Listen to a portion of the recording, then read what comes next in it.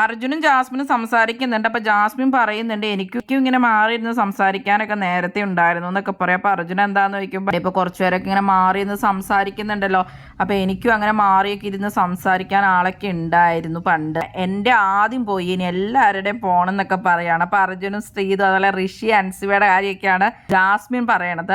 അപ്പൊ അവർക്കൊക്കെ കൂട്ടുണ്ടല്ലോ, ജാസ്മിന്റെ ഗബ്രി പോയല്ലോ, അതിനെപ്പറ്റിയൊക്കെ ജാസ്മിൻ പറയുന്നുണ്ട്. അപ്പൊ അർജുൻ പറയുന്നുണ്ട് എല്ലാവരുടെയും പോകും. ജാസ്മിൻ പറയണ എല്ലാവരുടെയും പോകണം, അപ്പൊ വലിഞ്ഞു കയറി ഓരോ ഗ്രൂപ്പിൽ ചെന്നിരിക്കുക എന്നൊക്കെ ജാസ്മിൻ പറയുന്നുണ്ട്. അപ്പൊ അർജുൻ ചിരിക്കുന്നുണ്ട്. അതിന്റെ അർജുൻ പറയും എല്ലാവരുടെയും പോകും, അടുത്ത ആഴ്ച ആകുമ്പോഴത്തേക്ക് ഇത് ഇങ്ങനെ എല്ലാവരുടെയും പോയി എല്ലാ ഗ്രൂപ്പിലും പോയി ഇരിക്കേണ്ട ഗതി ആവുന്നുള്ള രീതിയിൽ അപ്പൊ അർജുനും പറയുന്നുണ്ട്. ആളുകളൊക്കെ കുറഞ്ഞു വരുമല്ലോ, അപ്പൊ ശ്രീതു അർജുൻ ആരെങ്കിലും പോകാം, പിന്നെ ഋഷിയും അൻസിബി ഒക്കെ പോകാം. ഇവരപ്പോ ഈ ആഴ്ച രണ്ടുപേര് പോകുന്നൊക്കെ പറഞ്ഞുകൊണ്ടിരിക്കണ്ട. അതിന്റെ ഇടയ്ക്ക് സായി എങ്ങാണ്ട് ഇവരോട് പറഞ്ഞു ജാസ്മിനും അർജുനുമാണ് ഈ ആഴ്ച ഔട്ട് ആവുന്നതെന്നുള്ളത്. ജാസ്മിൻ പറയുന്നുണ്ട് എടാ സായി അങ്ങനെയാടാ പറഞ്ഞെന്നുള്ളത്. അപ്പൊ അർജുൻ പറയുന്നുണ്ട് പോണെങ്കിൽ പോവാ, അല്ലാണ്ട് ഇപ്പൊ പറഞ്ഞു വിട്ടാ പിന്നെ ഇവിടെ നിൽക്കാൻ പറ്റില്ലല്ലോ പോവാതെ, പിന്നെ പോകാന്നൊക്കെ പറയുന്നുണ്ട്.